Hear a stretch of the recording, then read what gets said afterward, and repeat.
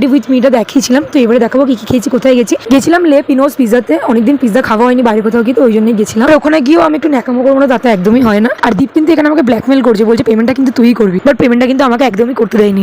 আর honestly একটা কথা বলছি, আমি কি পিজ্জা অর্ডার দিই প্রতিবারে গিয়ে ভুলে যাই। পিজ্জার বক্সটা ওপেন করতেই গাইজ এত সুন্দর চিজ চিকেনের একটা ফ্লেভারটা এলো না, খেতে কিন্তু দারুণ ছিল পিজ্জাটা। আরে দাঁড়াও, তোমাকেই তো দিচ্ছি এটা। আরেকটাও 6 সাইজের পিজ্জা আমরা পার্সেল করেছিলাম, যদিও ওখানে অফার চলছিল, তো আমরা কিন্তু একটা পিজ্জা পেমেন্ট করে দুখানে পিজ্জা পেয়েছিলাম। আর একটাই কিন্তু কোক নিয়েছিলাম, বিকজ আমি কোক পেপসি এগুলো পছন্দ করি না। দিন ঘরে এসে এই কেকটা বোন মা বাবা কাটিয়েছিল, কেক পেস্ট্রি এগুলো বেশি খেতে পছন্দ করি, ওই জন্য নিজের কেকটা নিজেই কেটে সব খেয়ে নিচ্ছিলাম। ঘরে যে পিজ্জাটা পার্সেল করেছিলাম ওখান থেকে একটা স্লাইস খেয়েছি, আর পেটে জায়গা ছিল না। তো এটা সেকেন্ড কেক ছিল, কাটিয়েছিল দীপ, বন্ধু বান্ধব দাদারা সবাই ছিল এখানে। আর এই আকার ছাড়া তো এদের কোনো কাজ নেই, পুরো মুখে কেক টেক লাগিয়ে এক করেছিল। এটা থার্ড কেক, পিসি বাড়িতে কাটিয়েছিল। আমি কিন্তু একা বিরিয়ানি খাইনি, নিজের বাড়ির জন্য এনেছিলাম, পিসি বাড়িতে দিয়েছিলাম, মায়ের জন্য ফ্রাইড রাইস ছিল চিকেন নিয়ে এসেছিল। আমি কিন্তু ওই দিনতে অল্প করে বিরিয়ানি খেয়েছিলাম, বিকজ পেট পুরো ফুল ছিল। তো চলো ভিডিওটা এখানে শেষ করছি। ভিডিও ভালো লাগলে অবশ্যই লাইক কমেন্ট শেয়ার সাবস্ক্রাইব করে দিও।